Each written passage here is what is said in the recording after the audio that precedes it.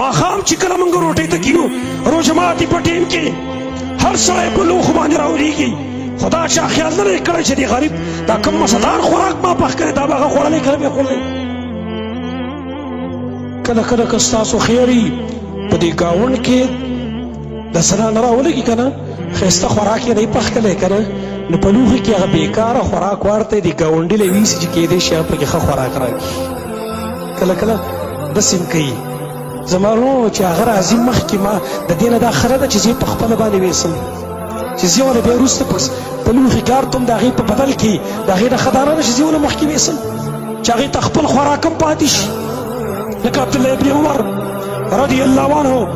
هغه وایي مۍ تر زړه شوی مۍ نه میلاوېده په مدینه کې مۍ نه میلاوېده څه موده پس مۍ میلاو شو چې مۍ میلاو شو خوړې او دا وایي د بیمارۍ نه لږ روغ شوی نو کمزوری شوی چې چېرته له څه ښه خوراک وکړمه مۍ چې کله ونه پوه کړه څه په خوارو زارو پیدا شي په دې دوران کې مسکین راغی دی راولګېد هغې په روټۍ کې ونغښته یوه نوڼه یې تینده کړې ویل دغه غریب له ورکوي ویله هغه غلام یې راولګېده مخکې چونکې اوسه یو درهم ورسره و دا خوراک یې ویوړ خو هغه مسکین یې ورکړو ویل دا روپۍ واله او دا خوراک به دا بېرته مو ویستو هغه ویل بزه ټیک ده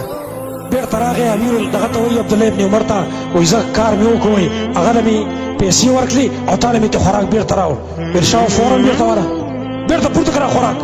فورا یې بیا خوراک بېرته پورته کړو ویل ویسه هلته د خوراک به ته واله خو چې پیسې دې بېرته واده لګولې پیسې مو ته پرېږده هر څه ورته پرېږده دا ایثار دی زما وروڼو عزیز زما وروڼو په دې رمضان کې د ایثار ماده پیدا کړو بل انسان په ځان باندې غوره کړو